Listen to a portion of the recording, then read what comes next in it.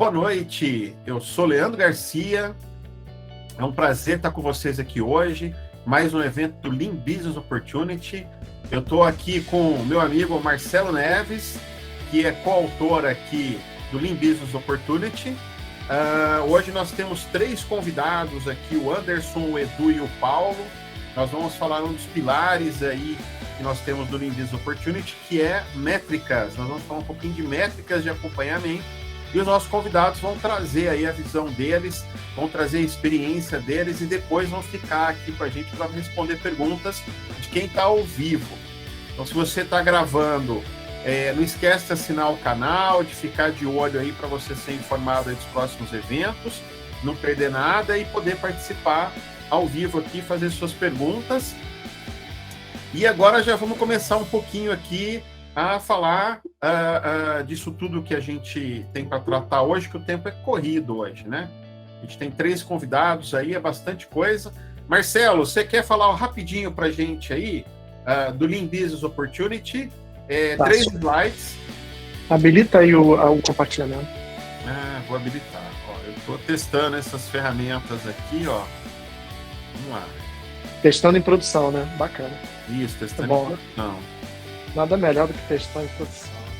Certo? Compartilhar tela, pronto. Opa, agora sim. Legal, vamos lá. Vamos fazer aqui uma apresentação bem de 5 minutinhos aqui. Pessoal, todo mundo vendo aqui minha tela LBO? Carregando. Foi. Boa. Pessoal, boa noite. Me chamo Marcelo Neves. Já trabalho aí com agilidade, análise de negócios, oportunidades. Já há um bom tempo, e a gente vai falar aqui 5 minutinhos só para a gente se situar do porquê que a gente está aqui hoje. A gente tem os encontros do LBO, do Lean Business Opportunity. E o que é LBO? O que é o tal do Lean Business Opportunity? Em jornadas distintas, tanto o Leandro quanto eu, a gente sempre trabalhou ali com empresas que tinham muito que entregar, muitos produtos para entregar, e a gente percebia algumas características nessas empresas. A gente percebia que muitas dessas empresas elas caíam numa coisa chamada de convergência prematura. Ou seja, pensar muito pouquinho na oportunidade de negócio em si e já cair direto para construir uma solução, um produto. Isso sempre deixou Leandro e eu encucado. Poxa, por que as pessoas não param e dedicam um pouquinho mais de atenção para explorar as oportunidades? Porque a gente diz o seguinte, é muito mais barato a gente gastar um tempinho ali explorando, tentando entender o que é aquela oportunidade, os benefícios dela, do que cair já desenvolvendo o produto. E olha que a gente tem aqui gente de produto que já vai que é o Edu, que já vai conversar aqui com a gente. Então, daí nasceu o Lean Business Opportunity. A gente geralmente diz o seguinte, né? O Lean Business Opportunity, ele é um modelo de pensamento e uma abordagem. Para quê? Para fazer Opportunity Exploitation, ou seja, em português, explorar oportunidades. É uma forma da gente evitar fazer a tal da convergência prematura. Ou seja, pensar muito pouquinho na oportunidade e já propor uma solução.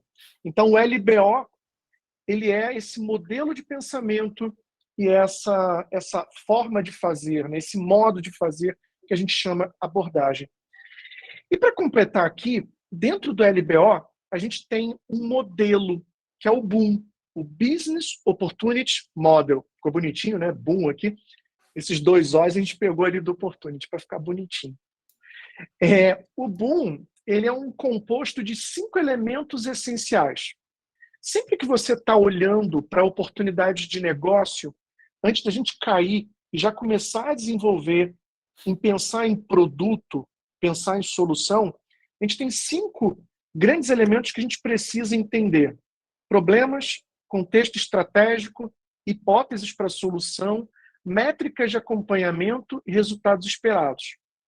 A gente, dentro da LBO, tem algumas ferramentas que não é só o BOK, que não é só o Canva.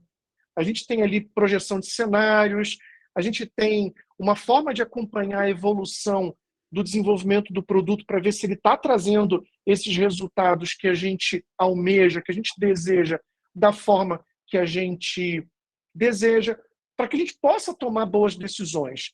Se a gente continua a desenvolver aquela solução, aquele produto, se a gente para de desenvolver, ou o que a gente faz. E no dia de hoje, especificamente, o que a gente está fazendo? A gente está pegando cada encontro do LBO e falando de um elemento do boom. A gente começou hoje. E qual é o elemento que a gente está falando? As métricas.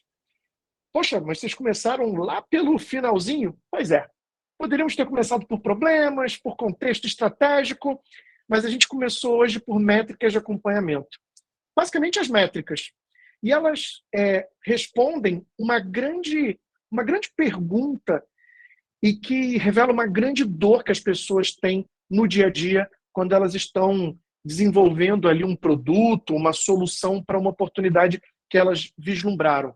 Até porque oportunidades surgem aos borbotões, mas quais delas que a gente tem que seguir?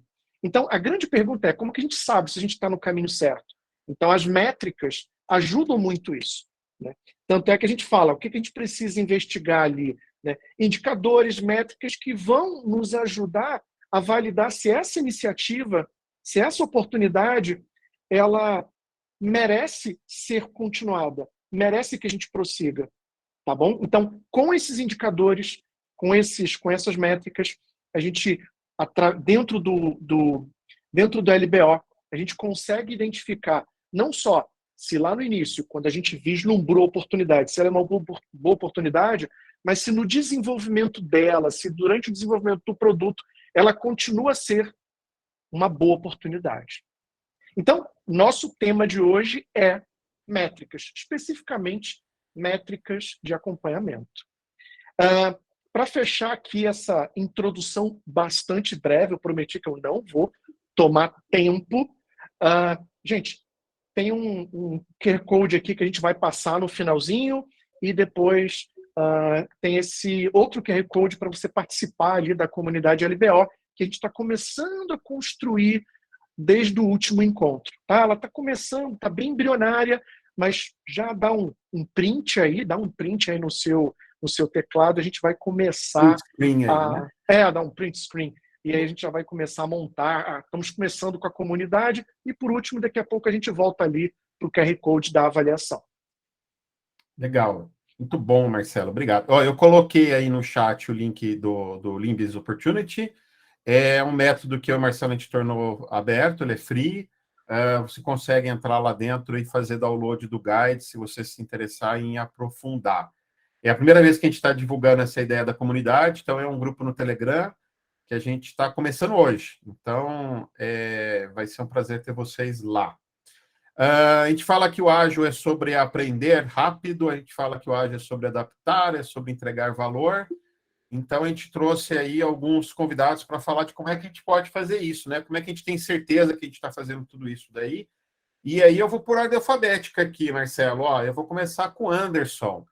Anderson, se quiser parar o compartilhamento agora, Marcelo, e aí deixar espaço para o Anderson. Anderson, você quer trazer, então, aí, rapidinho para a gente aí, qual que é... Eu fiquei bravo com todo mundo, era 5 minutos cada um para a gente, né, ter tempo para conversa, para bate-papo. Anderson, qual que é a sua visão sobre tudo isso que o Marcelo trouxe aí? Cara, eu acho que esse bate-papo que a gente está tendo, o LBO como um instrumento para fazer com que a gente tenha maior clareza sobre onde devemos investir nosso tempo e recursos. Mais uma ferramenta muito boa que eu pretendo, inclusive, testar em breve, né? Eu e o Leandro já falamos um pouco sobre isso, não falei com o Marcelo ainda, mas com o Leandro já. A minha experiência mais recente, onde eu pude viver situações parecidas, foi no Banco BTG Pactual. No Banco BTG Pactual, eu fiz parte da criação do banco de varejo do BTG. O BTG já é um banco de investimento e o maior da América Latina, já tem algum tempo. mas criou aí, em meados de 2020, 2021, o seu banco de varejo, e já tem um valor de mercado hoje razoável para um banco de 2 anos de existência, né? E um número de clientes também razoável.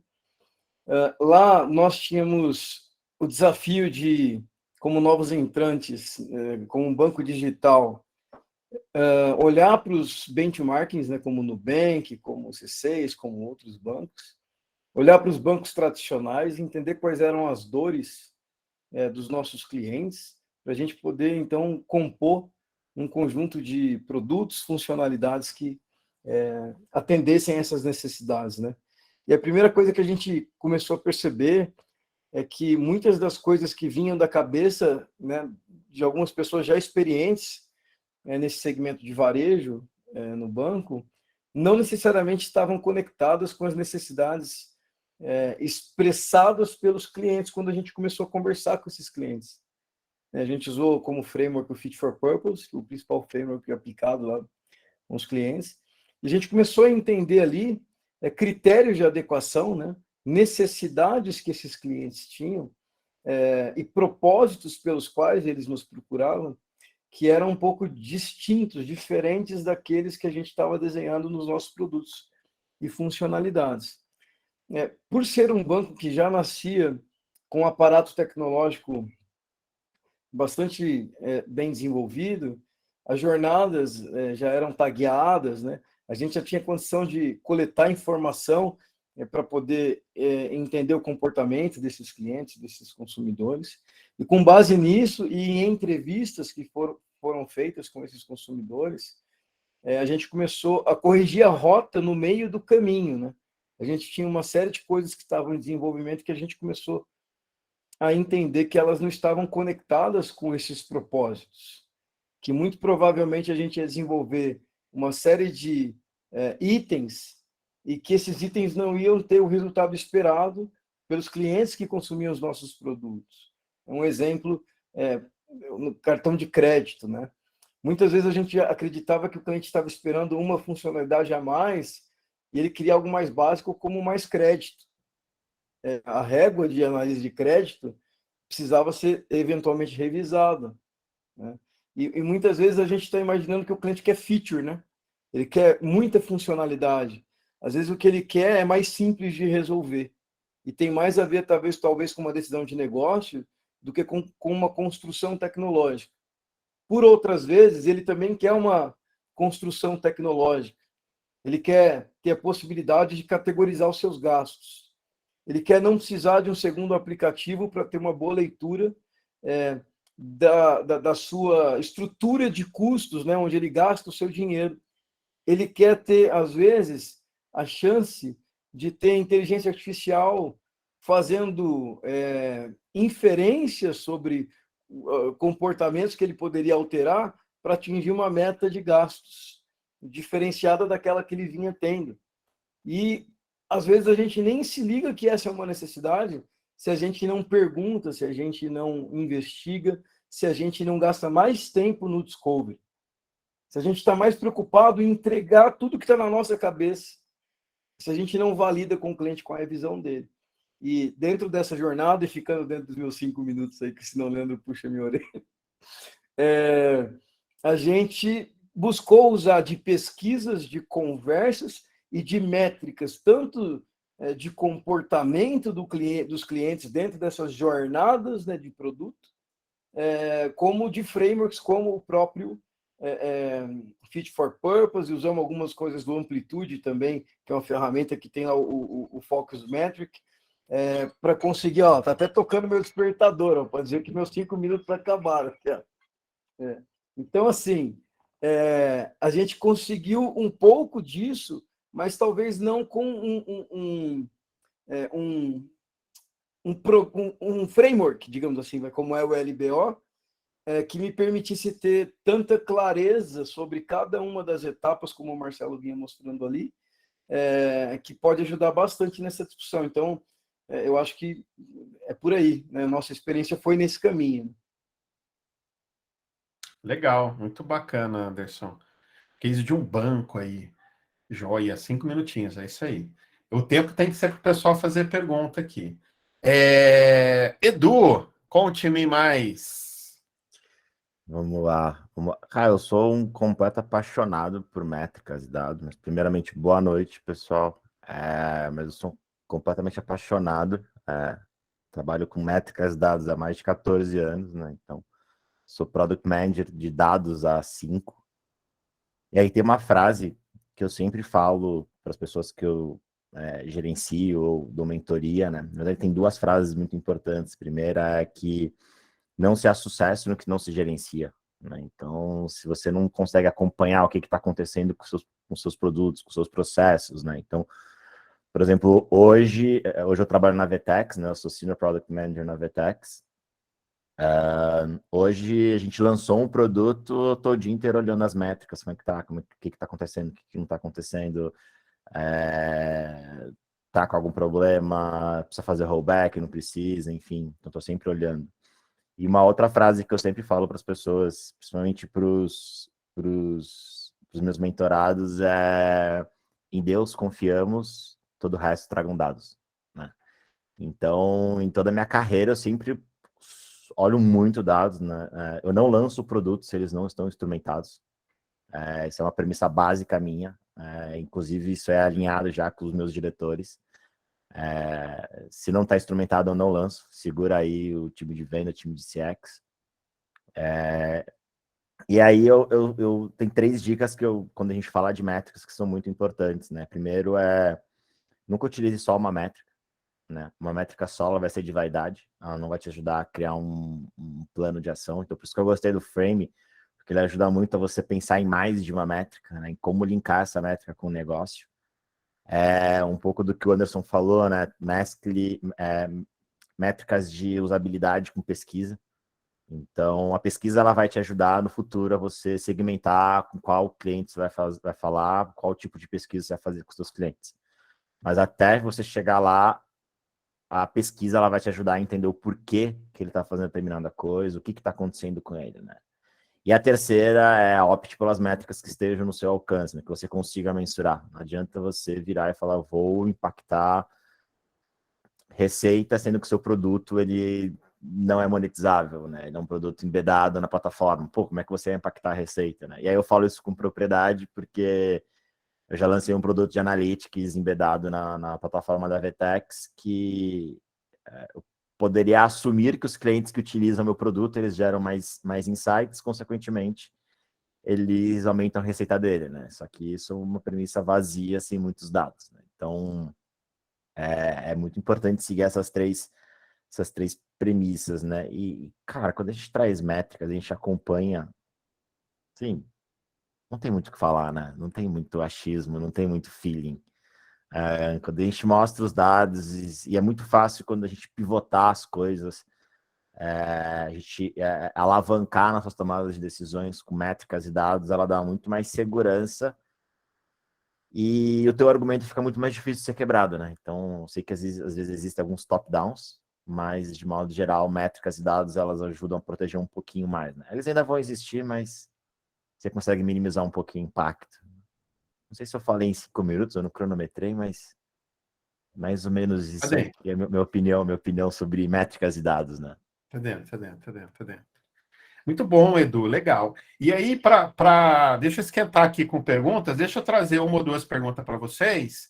Conforme o pessoal for levantando a mão aí, eu vou dando espaço para o pessoal ir respondendo as perguntas. E aí eu queria fazer um acordo já prévio com vocês antes de vocês começarem a levantar as mãos. Vai ser um menino e uma menina, tá? Ou uma menina ou menina, aí depende de quem erguer a mão primeiro, mas a gente vai alternando aí.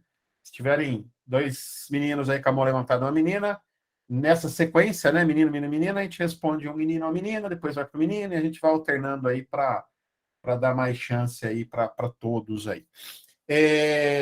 Eduardo e Anderson, deixa eu começar com uma pergunta aqui, ó. Me dê exemplo de métricas que vocês usaram para avaliar o produto durante o desenvolvimento dele, o MVP que vocês colocaram no ar. O que vocês usaram aí? Traz, porque eu vejo que o pessoal tem muita dúvida de como começar. Então, dê exemplos aí para ajudar o pessoal a pensar sobre. Boa.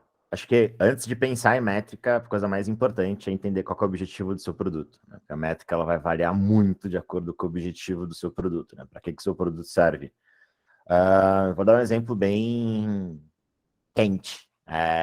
Como eu falei hoje, a gente está fazendo um go-to-market, na verdade, um open beta de um produto. Na verdade, a Vtex ela é uma plataforma, né? Ela é um SaaS, e a gente está fazendo um open beta de uma versão nova da plataforma, que é um dos meus times que cuida. E, por exemplo, uma métrica que eu já estou fazendo é quantos clientes deram ok e adotaram essa plataforma nova. Então, essa é a primeira métrica que eu estou vendo, né? Além disso, tem outras métricas no futuro que eu já estou acompanhando, que é pedidos de rollback. Então, quantos querem voltar para o antigo? Os que querem voltar, já tem uma pesquisa atrelada para eu entender o porquê que eles querem voltar, né? Daqui a 30 dias, os que estão na plataforma, eu vou mensurar o que eles estão fazendo, né? Quais os módulos que eles estão mais acessando, coisas assim, e vou disparar uma pergunta para entender, uma pesquisa para entender se ficou mais fluida a navegação, se ficou mais fluida a experiência. Então, depende muito do objetivo do produto, né? Então, no meu caso, é um produto que é a plataforma, a experiência da plataforma como um todo, né? Como se fosse lançar um iOS novo, né? Eu estou metrificando a adoção desse iOS novo, a navegação dele, quantos pedem para fazer rollback, coisas assim. Acho que são métricas de produto, né? E é muito legal, às vezes, você tentar vincular essas métricas de produto com métricas de negócio. Então, será que eu lançando uma plataforma mais atraente, mais fácil de manipular, mais fácil de mexer, será que eu consigo ajudar o time de vendas? Consequentemente, eu diminuo o CAC, porque eu vou diminuir o tempo de vendas do meu produto? Então, uma métrica que eu já estou de olho desde agora, né? Será que eu vou aumentar o MRR? Porque, os clientes vão querer... O time de vendas vai ter mais argumentos para fazer uma venda mais acurada. Só fazer um parênteses. O que é MR? Perdão, O boa. que é CAC? Que nem Muito todo bom, mundo acha muito que bom, é muito CAC. bom, muito bom. CAC é o custo de aquisição de cliente. Então, basicamente, é tudo que a empresa gasta em verbas de marketing, time comercial, tudo que a empresa gasta para adquirir novos clientes. Então, por exemplo, a gente está em junho.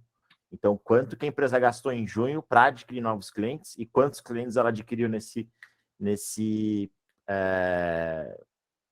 mesmo período. Então, a gente consegue calcular o quanto que a gente gasta para adquirir clientes. Isso é muito bom, porque se eu consigo saber quanto que eu gasto, aí vem a outra fatia da moeda, né? Que é o MRR, que é Monthly Revenue Recurrency, eu acho que é receita recorrente mensal. Então, o quanto que eu tenho de receita mensal dentro dos meus clientes. E quando a gente fala de SaaS, que é Software as a Service, isso é muito importante, que é a assinatura, né? Então, juntando todos os meus assinantes mensalmente, quanto de receita a minha empresa tem. Então, quando eu consigo ver o quanto que eu gasto e o quanto de receita que eu gero, eu consigo ver se minha operação está saudável. E eu, como produto, eu tenho que tentar criar artifícios para que o time inteiro consiga se alavancar e o time de vendas consiga se alavancar para a gente, de maneira inteligente, consiga diminuir o CAC, né, o custo de aquisição, e aumentar o MRR, que aí a gente tem lucro, aí paga um bônus, a gente fica feliz, e todo mundo sorri, né? Então, resumindo muito isso, eu sempre gosto de olhar métricas de produto e métricas de negócio quando eu vou lançar meus produtos, né? Bacana.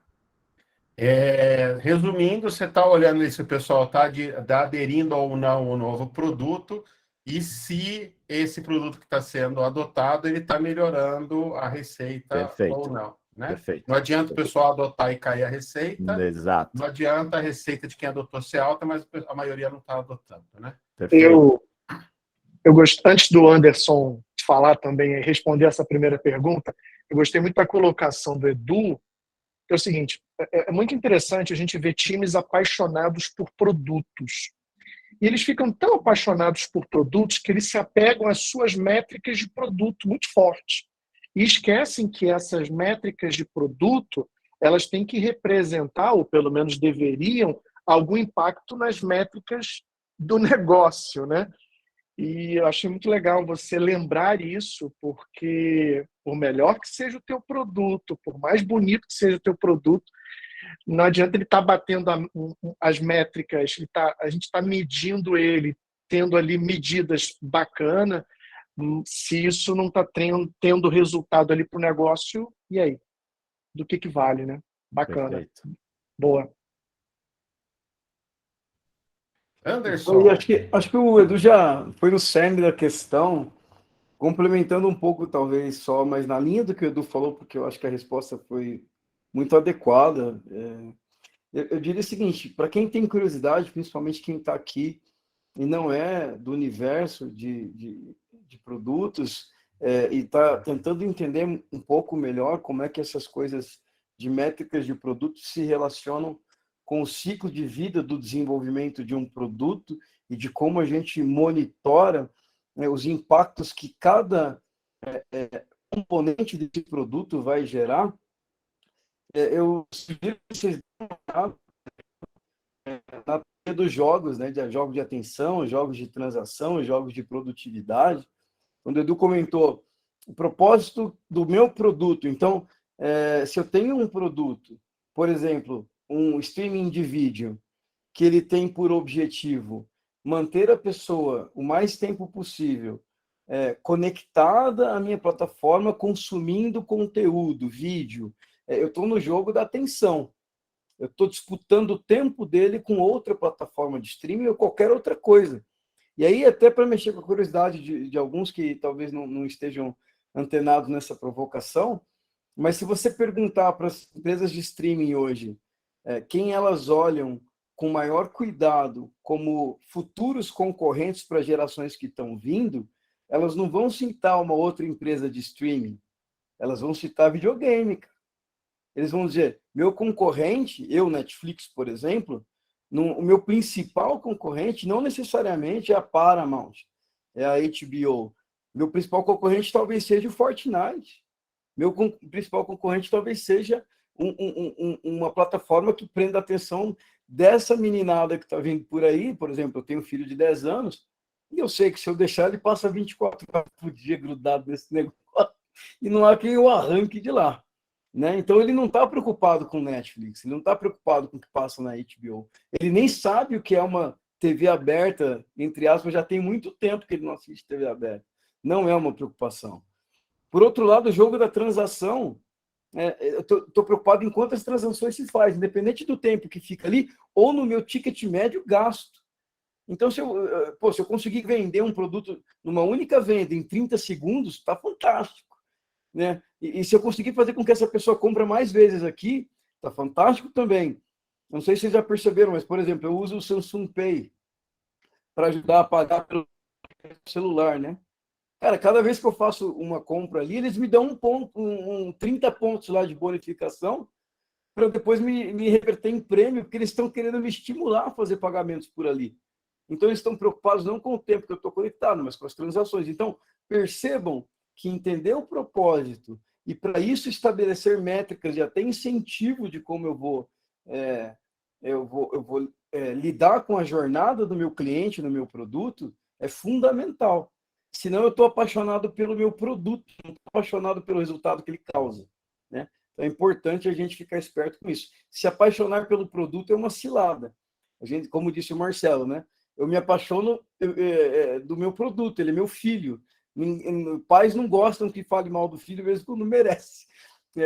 Então, assim, o produto não tem que olhar como um filho, eu tenho que olhar o produto como um produto, cara. E se ele está gerando resultado bem, mais ou menos por aí, o meu complemento talvez a resposta do Eduardo. maravilha. É isso daí, né? O meu produto ele nasce para resolver uma dor, um problema, né? Eu tenho que estar apaixonado por essa solução e não pelo produto em si, pelo meio, né? Pelo qual a gente está tentando resolver isso daí. Muito bacana. Mayra, pronunciei correto seu nome, Mayra? É Maiara. Maiara, eu estava na dúvida. Maiara, boa noite, Maiara. Boa Diga. noite, gente. Boa noite, Leandro. Eu estava recentemente vendo um conteúdo sobre esses jogos que o Anderson falou, sobre o de atenção, de produtividade e de transação. E aí me surgiu uma dúvida, né? Acho que vai ser mais direcionado para o Eduardo. Quando a gente está falando de... Eduardo, né? O Edu. Quando a gente está falando de SaaS, rola de fazer um jogo duplo, como os joguinhos, né? Quando você tem o Candy Crush, que ele tá lá captando a sua atenção, mas você tem transações dentro do jogo, né? Como que é isso para um SaaS? Ele foca, eu fico na dúvida se é transação ou se é produtividade, né? No caso. Olha, sempre que uma empresa ela gasta dinheiro para contratar um SaaS, ela gasta dinheiro porque ela quer otimizar os processos dela. Então, eu vou pegar de novo o exemplo dos meus produtos, né? Eu vou pegar exemplo de um produto que eu lancei há 2 anos atrás. Eu trabalhei numa empresa num SaaS de inteligência artificial para redes sociais. Nosso foco era otimizar a vida dos nossos usuários. Então, o que a gente fazia? A gente metrificava, foi antes da pandemia isso, então a gente conseguia medir quanto tempo o usuário fazia uma determinada ação e quantas ações a nossa inteligência artificial ia resolver, que basicamente o que era, né? A nossa inteligência artificial, ela coletava dados, os posts das redes sociais e dava um sentimento positivo, negativo ou neutro. E a gente cronometrou, em média, quanto tempo uma pessoa ela demorava para fazer um tagueamento, né, nesse post. Enfim, resumindo muito, a gente economizou 3.000 horas por mês de um cliente. Então, produtividade. Né? Como é que eu consigo otimizar o processo de um cliente? De novo, eu trabalho na Vtex, é uma plataforma de e-commerce.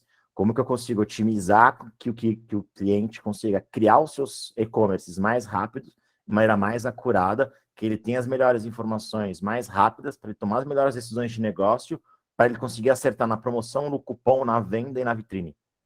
Então, é total produtividade aqui. Total produtividade. E é muito difícil em SaaS, existem alguns exemplos, mas eu acho muito difícil de SaaS você colocar uma carteira para o cliente ir lá comprar alguma coisa no seu SaaS, né? Porque ele vai ter que passar pelo time de compra, vai ter que aprovar um sponsor, então tem alguns trâmites. Então, normalmente, SaaS, ele foca muito em produtividade, né? Redução de tempo operacional, né? Eu até brinco falando que sempre que eu penso numa solução, num produto, é para eu transformar o tempo braçal num tempo intelectual. Que a gente otimiza a vida dos nossos usuários. Muito bem. Anderson, você quer trazer algum ponto também sobre essa pergunta? Não, eu ia só dar um exemplo até do que o Edu falou. Assim, tem até um exemplo, no caso, eu atualmente estou Agile Coach, né? Que é algo que trabalha com produtividade, mas também tem interesse em transação, né? Que são plataformas como o Gira, o Azure DevOps, que o Marcelo falou antes, porque elas têm lá o seu marketplace, né? Onde vende-se plugins, né? E plugins que também ajudam na produtividade, com certeza. Mas são plugins que geram renda também, tanto para quem produz o plugin, como para essas empresas que hosteiam, né, esse plugin, esse marketplace, né? Então, assim, tudo dá para fazer em certo contexto onde eu tenho oportunidade para explorar isso, né? Então, nesse contexto lá da Atlassian, nesse contexto da Microsoft, você consegue explorar isso, mas não é algo que está presente em todos os serviços de SaaS, né? Legal. Ó, o Rodrigo acabou de levantar a mão aqui, ó. Rodrigo, diga. Ô, Boa pessoal, noite. boa noite. Não vou abrir a câmera porque eu tô com um probleminha aqui. Sem problemas. Mas, aproveitando essa questão de bate-papo ali relacionada à métrica, tá?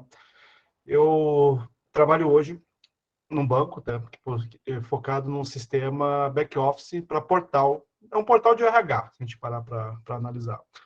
E cada trimestre a gente tem muita dificuldade para gerar essas métricas internas. Quando é algo direto para o consumidor final, direto para o cliente, putz, tem muitas opções de métricas, né? Tipo, já assim, tranquilaço para ser aplicado. Mas quando a gente para pensar um pouco back-office, o que a gente tem hoje? O ENPS, né?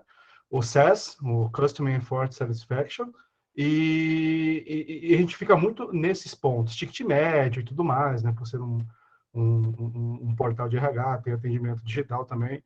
Aí, eu não sei se vocês têm alguma sugestão, assim, na visão de vocês, não sei se o Anderson, o Du, alguém, se vocês já trabalharam com esse nível de métrica, mais back-office, se realmente se é respaldado no NPS mesmo, que faz mais sentido, acredito que sim, mas de repente alguma outra métrica, não sei se que vocês podem falar um pouquinho. Rodrigo, antes dos nossos convidados aí falarem, sabe uma coisa que eu percebo que é muito comum? É essa dor que você está tendo, tá? Eu percebo que a coisa da métrica, e é engraçado que o Edu trouxe no começo da fala dele ali, que ele não deixa pro ar se não tiver métrica, né, Edu? Você trouxe um pouco isso no começo ali. E então eu percebo um pouco essa dor. Terminamos, colocamos no ar. E agora, como é que a gente mede, né? O processo que a gente tem dentro do LBO, ele já, no início, você já desenha a coisa com métrica, tá? E a dinâmica, e isso porque eu e o Marcelo, a gente está fazendo esse processo já faz um bom tempo, né? A gente foi aprendendo e aprimorando. O processo, ele faz com que as pessoas que estão envolvidas no projeto desde o começo, elas comecem a trazer sugestão de métrica. Então, você já chega na hora de fazer ali um Lean Inception, Design Sprint, enfim, uma Inception, você já chega nesse ponto com as métricas que você vai usar para acompanhamento. Porque muitas vezes, para você coletar essas métricas, você tem que colocar alguma coisa a mais no projeto ali. Porque você vai ter que extrair dados, enfim, você vai ter que fazer uma série de coisas. Então, eu acho interessante você desenhar isso antes, tá? Para não cair nessa dor lá na frente. Mas vou deixar o Eduardo aqui e o Anderson. Alguma outra sugestão, no caso do Rodrigo aqui, o que vem à mente de vocês aí, dado que o Rodrigo trouxe para vocês aí?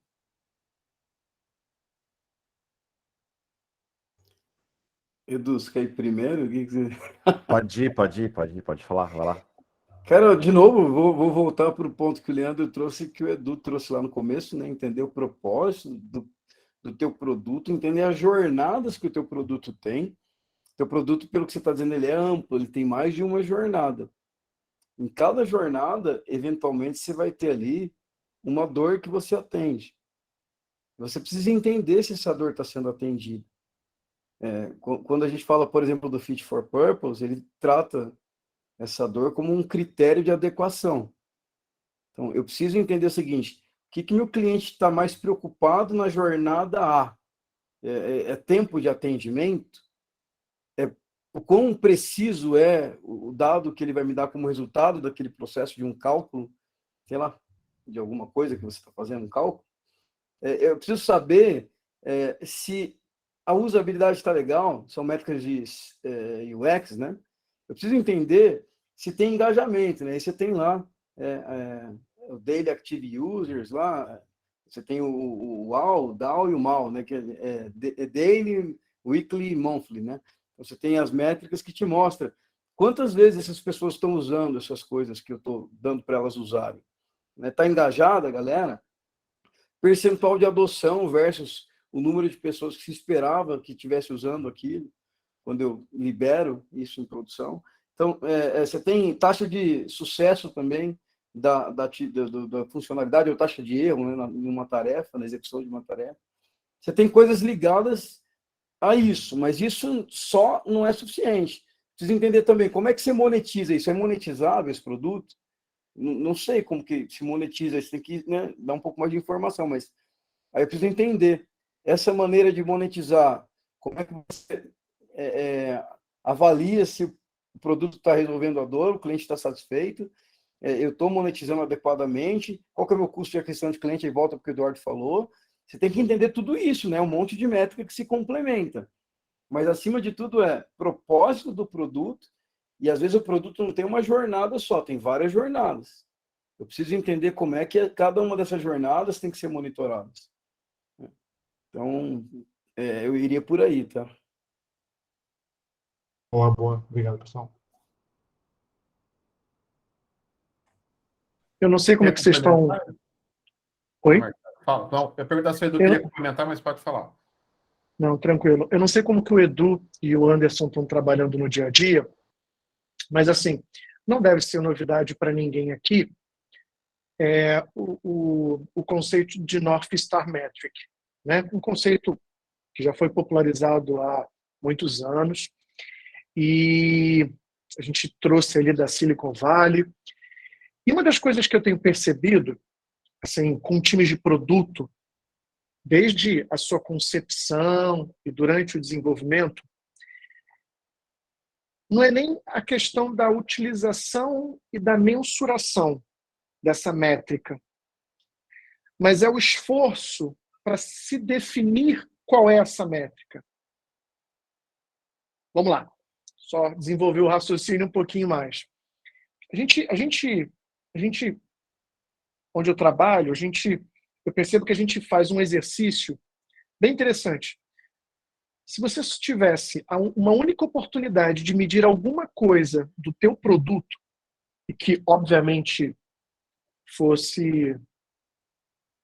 que revelasse o valor que esse produto entrega ali para o teu usuário, para o teu cliente, qual seria essa métrica? Né? Esse é um exercício bem interessante, porque isso me fez lembrar ali o North Star Metric. Esse é um exercício bem interessante, porque o processo de escolha e de definição dessa métrica gera uma série de tomadas, uma série de discussões sobre o que é o valor ali do produto, né? E, portanto, o que a gente deveria estar medindo. Por que isso? Porque é muito comum a gente falar o seguinte: eu estou utilizando, por exemplo, um produto de recorrência. Vamos medir receita, vamos medir churn, né, que é o abandono ali do produto. Bacana. Mas, em vez de a gente importar essas métricas, o que realmente a gente gostaria e precisaria medir? Porque uma coisa é o que a gente consegue medir. O que a gente deveria estar medindo, acho que esse é o X da questão, para realmente medir o quanto que a gente está entregando para o cliente, o quanto que o cliente está realmente usando o nosso produto. É muito mais do que NPS, que mede só a recomendação. Como é que vocês estão vendo isso? Cara, acho que é um trabalho. Acho que primeiro que quando a gente usa qualquer desses frameworks, da North Star Metrics ou OKRs, tem o One Metric That Matters, que é, enfim. Eu acho que isso vem lá de cima primeiro, né? Então, acho que isso é um direcionamento da empresa como um todo. E aí, o que a gente tem que pensar seguindo aquele objetivo da empresa, como que o meu produto vai impactar nele, se ele vai impactar. Porque às vezes pode ser que ele não impacte hoje, mas ele vai abrir frentes para coisas no futuro. Então, primeira coisa e tá tudo bem, tá? Se o seu produto, ele neste momento, ele não impacta a North Star Metric, por exemplo, da sua empresa. Não é sempre, porque às vezes sei lá, aumentar a receita e seu produto não é monetizado. Fala, pô, e agora? Ferrou, você mandar embora. Não vai. Você só tem que olhar outras maneiras de como você medir seu produto, né? Então, uma das coisas que o Leandro falou que eu gostei muito cara, definir primeiro o objetivo, né? Então, desde o discovery. Aqui na Vtex, a gente usa muito o conceito do back forwards, né, da Amazon. Então, a gente normalmente pensa de trás para frente as coisas. Então, cara, qual é o objetivo do nosso produto? A gente cascateia. Acho que esse exercício ajuda muito a definir as métricas. Porque quando eu olho para a North Star, eu olho para o objetivo do meu produto, eu consigo olhar e falar assim, tá, encaixa? Pô, encaixa, legal. Quais são as métricas que vão alavancar a minha North Star? Aí você consegue contar uma história. Acho que facilita muito do que você simplesmente olhar a North Star e falar, tá, quais são as métricas que alavancam, como que eu vou encaixar meu produto naquelas métricas? Não é isso. Como que o meu objetivo, ele quebra em métricas que vão alavancar a North Star. Pelo menos é assim que eu tenho trabalhado aqui dentro. Né? Edu, sensacional. Posso dizer ou posso resumir que o que você acabou de dizer é que primeiro nasce ali o objetivo do negócio, para que depois a gente escolha ali as métricas de produto? Perfeito. É exatamente isso, né? Então, Vou dar outro exemplo. Vtex é uma plataforma de e-commerce, então ela quer ser o que a gente chama de espinha dorsal do digital commerce. Legal. Quais são as métricas? Então, quais são os objetivos, né? Então, um dos objetivos da Vtex ela já é líder de mercado Latam, ela quer ascender para Estados Unidos e Europa. Pô, legal. Como? Aí você começa a entender, né? Então, eu cuido de produtos de analytics e agora eu cuido dos produtos relacionados à plataforma, à experiência da plataforma. Pô, latinos americanos, eles não se importam com uma usabilidade tão ruim, eles fazem acontecer. Americano, não. Você tem que ter uma plataforma mais user-friendly, ela tem que ter um menu mais fácil de mexer e tudo mais. Então, pô, o que eu tenho que fazer aqui, então? Meu produto tem que ter consistência. Como é que eu faço para ter consistência? Design System.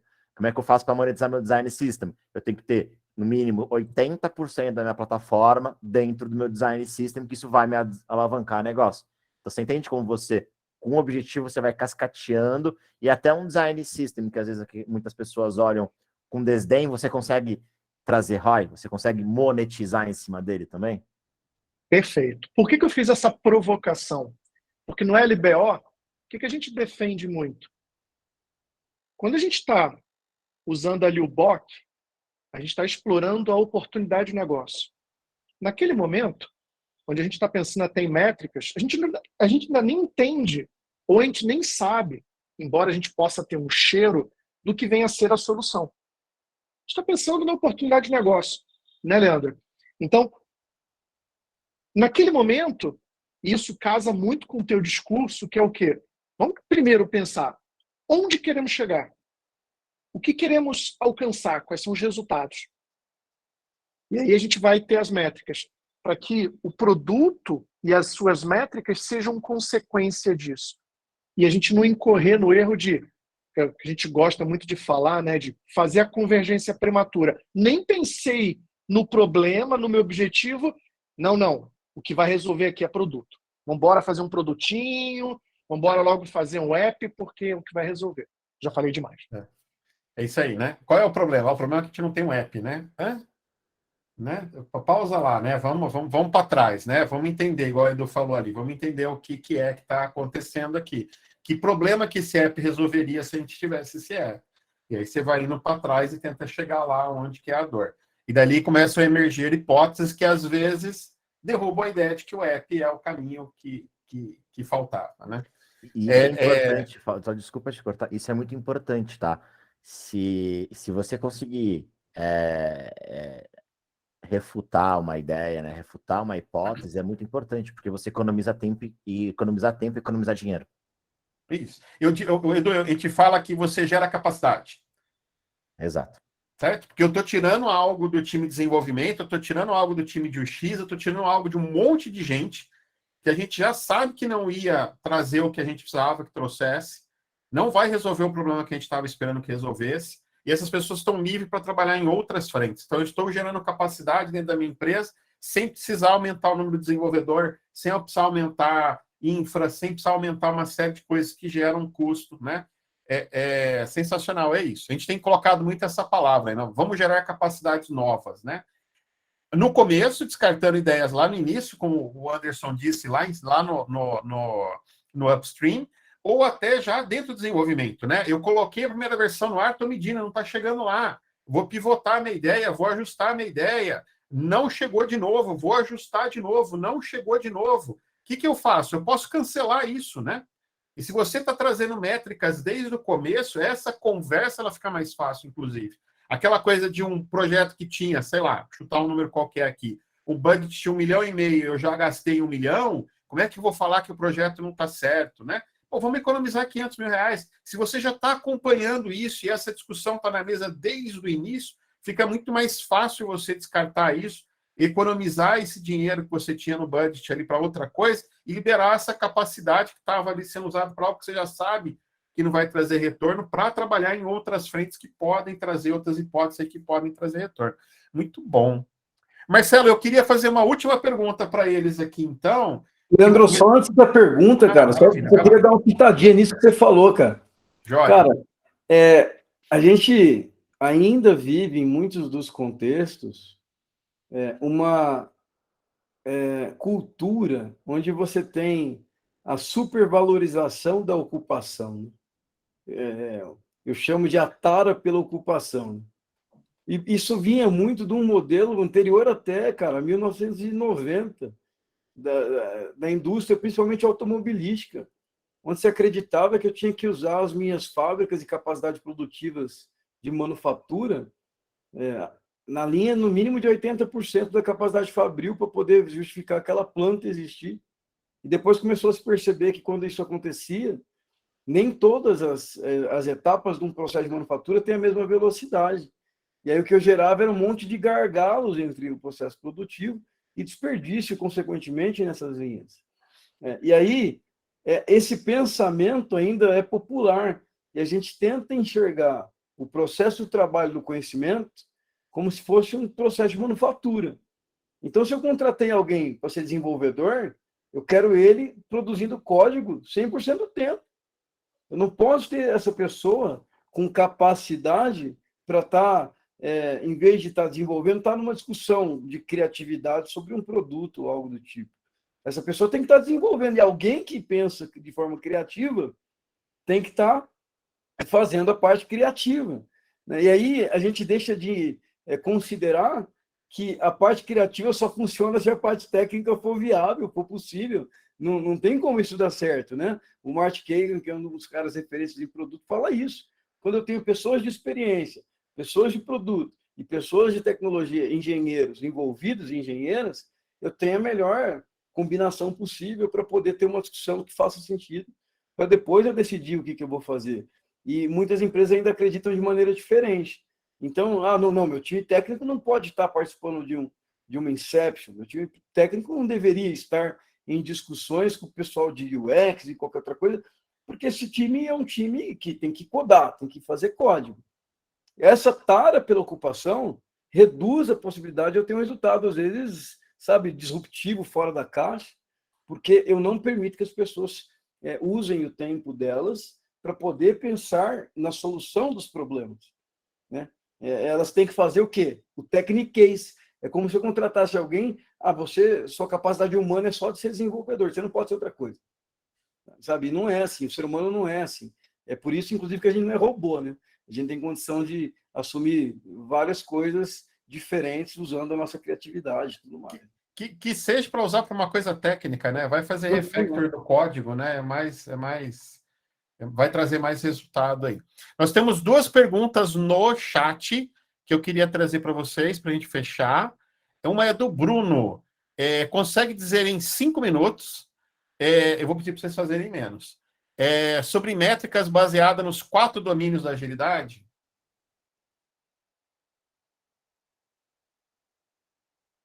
Cara, na boa, eu tô, inclusive, boiando, assim, cara, porque a agilidade virou uma coisa tão etérea que eu não sei quais são os 4 domínios da agilidade. Eu confesso que... Eu acho que as métricas elas têm que ter mais foco nisso que a gente trouxe, né? A coisa do propósito, né? O que eu estou tentando resolver, né? Eu acho que tem que partir muito mais dali. O ágil ali é muito mais como um meio para a gente chegar em algum lugar do que o fim, né? Então a métrica talvez não seja para agilidade, mas métrica para atingir o propósito, para a solução do problema que a gente precisa resolver. Faz sentido o que eu estou falando, Edu, Anderson, Marcelo? Cara, para mim faz. É que a gente tem pouco tempo aqui, senão eu soltar uma polêmica aqui, mas faz muito sentido. Para mim também, cara. A agilidade, para mim, é como é que eu acho o melhor encaixe, o encaixe ótimo da equação problema-solução, né, cara? É a fórmula da eficácia do Alisson Vale, né? Isso é agilidade. Qualquer outra coisa é teorizar em cima de um monte de possibilidades aí do que a agilidade virou, e ela virou um negócio gigantesco, assim. Então, virou. É difícil. Primeiro a gente precisava explicar, entender o que todo mundo entende aqui por agilidade, né? Para depois a gente poder falar um pouco disso daí. E aí tem uma pergunta do Rodrigo Rodrigues. Conheço Invest para ajudar na quebra de história. Acho que não é minha não, Leandro. Eu só complementei de cima ali, que o Marcelo Diniz pediu. Eu fiquei curioso. Do Marcelo, né? A técnica Invest. Né? Isso, vocês veem Invest como métrica para o desempenho de produto também? Cara, sendo bem sucinto, cara, é importante, porque é dentro do delivery ali, né? Mas, por exemplo, eu sou um PM que eu não abro gira, por exemplo. Eu deixo o delivery inteiramente com o meu time de engenharia. Então, a gente chegou num patamar de maturidade que meu delivery inteiro fica na mão do time de engenharia. A gente estabelece metas a cada 6 semanas, então a gente fatia o quarter em 6 semanas, né, em 2 ciclos de 6 semanas. Eles têm metas, então metas que são como se fossem épicos, de entregas de valores com grandes impactos, e essas entregas de valores têm métricas de resultado, de adoção, e aí sim. Mas do delivery, a única coisa que eu olho é mesmo a velocity do time. De resto, assim, eu não olho. Entendi. E o Eduardo, e aí essa capacidade do time de delivery de entregar rápido te ajuda na velocidade de aprendizado que você vai ter. Perfeito, porque eu sei quantas metas eu consigo colocar no meu time. Então, hoje está muito redondo. Eu sei a quantidade de metas e não só o volume de metas, mas o volume versus a complexidade delas, né? Então, fazer uma integração com o Google, puxando todos os dados embedados na plataforma, tem uma complexidade diferente de eu só fazer um front de um back-end já pronto, por exemplo. Poxa, o Edu falou que não ia ser polêmico, mas já falou que PM não abre gira. Poxa. Na verdade, eu sou um PM que eu foco muito em documentação, né? Então, os meus documentos de discovery, eles não passam de 6 páginas, porque são documentos muito executivos, mas neles eu tento descrever o máximo que eu posso para tangibilizar tudo que precisa, e aí eu quebro as necessidades em metas a cada 6 semanas para o meu time. Muito bom. Mas vocês chegaram numa maturidade para isso, né? Chegam na maturidade para isso. Não foi do dia para a noite, né? Porque não. Tem aquela coisa que o cara chega e fala, não, porque lá a gente fez não sei o quê, apanhou muito para chegar aí, né? Não, foram meus primeiros 12 meses de VTEX. Para vocês terem uma ideia, nem daily a gente tem. Então, assim, a gente está realmente num grau de maturidade que a gente consegue tocar as coisas de maneira bem assíncrona. Bacana. Não é para chegar amanhã na empresa e falar, vamos fazer assim, porque é a jornada do Edu, é a jornada da VTEX, né? Cada um tem a sua, sem grandes verdades. Na verdade, não é nem a jornada da VTEX, tá? É a jornada do meu time. Então, é a jornada que vocês estão vivendo e que está funcionando lá para vocês, exato. correto? De 50 PMs, um dos únicos times que funciona assim. Legal. Ó, eu coloquei aqui no chat o link de um post que eu fiz nesse nosso encontro. Eu vou pedir para vocês darem um like e comentarem lá para ajudar a gente a divulgar esse trabalho que a gente está fazendo. Então, se o evento fez diferença, se aprendeu uma vírgula a mais aí, que mudou alguma coisa aí, que te apoiou, se acendeu alguma faísca aí, você está incomodado com alguma coisa aí, dá um like lá, comenta, por favor, para a gente conseguir divulgar mais esse trabalho e crescer com essa ideia aqui. Eu queria muito agradecer, Marcelo, aí, o Eduardo e o Anderson. Se você quiser compartilhar de novo aquele último slide, Marcelo, para o pessoal entrar lá no grupo do Telegram, para o pessoal poder responder a pesquisa para a gente aí de como é que foi o encontro, para a gente poder melhorar, né? A gente está sempre melhorando, buscando melhorar. Para fechar, Edu e Anderson. Estava compartilhando, caiu aqui, Marcelo. Anderson e Edu, últimas palavras aí. Sem métricas não há resultado, e sem resultado a carreira de vocês não vai alavancar. Basicamente é isso. É isso, assim, empresas querem resultado e com métricas a gente consegue melhorar e otimizar os nossos resultados, sabe? Muito bom, muito bom. Anderson, para fechar aí, últimas palavras. Palavras finais. Na mesma linha do Edu de novo, eu só diria o seguinte, se preocupem com métricas de eficácia, né? O que fazer, o LBO ajuda bastante aqui. Voltando, acho que é Peter Drucker, se eu não estou enganado, mas posso me enganar no nome dos gurus aí, né, que comenta sobre a maneira mais inútil de usar seu esforço, seu dinheiro, seu recurso, é fazer de maneira extremamente eficiente o que nunca deveria ter sido feito. E isso a gente vê também na agilidade, é um pilar da agilidade, um dos valores da agilidade, né, que é maximizar a quantidade de coisas que não precisavam ser feitas, com base nessa visão. E a segunda então, as métricas de eficácia e o processo de discovery me ajudam a entender o que eu devo fazer e por que eu devo fazer, qual problema e dor eu devo endereçar. As métricas de eficiência me ajudam a entender como eu faço para me tornar mais eficiente, diminuir desperdício, diminuir o tempo em que eu levo para poder dar resposta para o mercado, colocar isso em produção. Então, elas também são importantes, né? Throughput, que é vazão, né? Lead time, que é o tempo que leva para fazer, e assim por diante. Então, as métricas são complementares, não é uma mais importante que a outra, mas, óbvio, se eu tivesse que escolher alguma coisa, olhando com o olhar de dono, eu escolheria saber muito bem o que fazer e o que não fazer. Porque não adianta eu ter um lead time curto, eu ter um throughput alto para fazer coisas que eu não deveria fazer nunca. Isso nunca vai ser aceitável, entendeu? No meu ponto de vista. Então, eu acho que essas duas competências têm que ser observadas e trabalhadas na organização. Muito bom, muito bom. Muito bacana. É isso aí, Marcelo, eu adorei. E aí?